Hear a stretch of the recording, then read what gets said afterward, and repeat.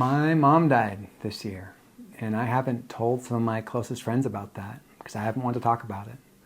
But one of the things that really stood out to me after she passed away was wishing I had more recordings of her stories and her lessons and just her voice. We recorded my mom answering some questions probably 10 years before she passed away, and I'm grateful to have that.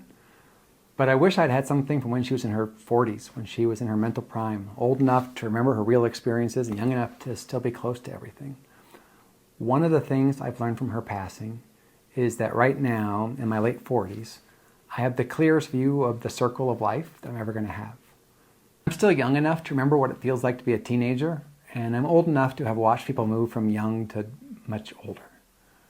My physical prime is probably behind me, but mentally I feel like I'm in the best place I've ever been. And it makes me want to share more of my stories and the lessons I've learned for my kids and maybe for someone else who might need to hear them at some point.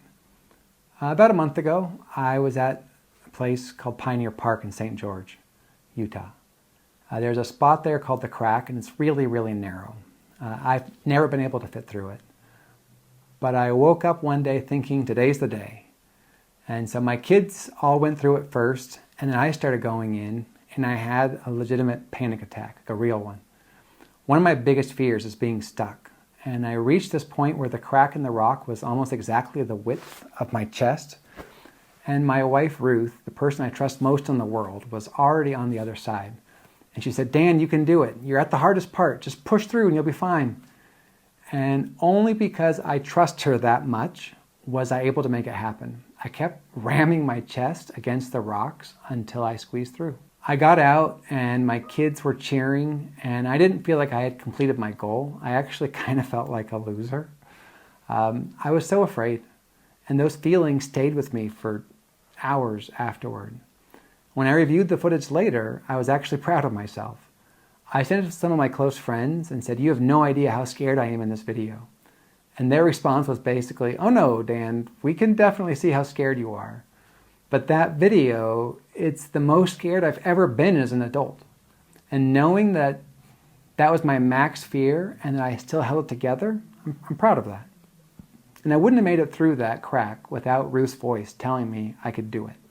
Without someone who I trusted who'd been through it, giving me the encouragement I needed. And that made me realize that's exactly the kind of recordings that my mom's are. Her voice still telling me I can get through hard things. And there are people coming up behind me going through things I've already been through. And so my hope is to catalog my own experiences, my lessons, my thoughts for my kids first, but hopefully anyone else who's following up behind me. So yeah, it might be hubris on my part to think that anyone, including my friends or family, will ever want to watch these videos. But in my mind, it's valuable to try and share back the things that I wish I'd had from my mentors and people I care about, and hopefully I can do that for others.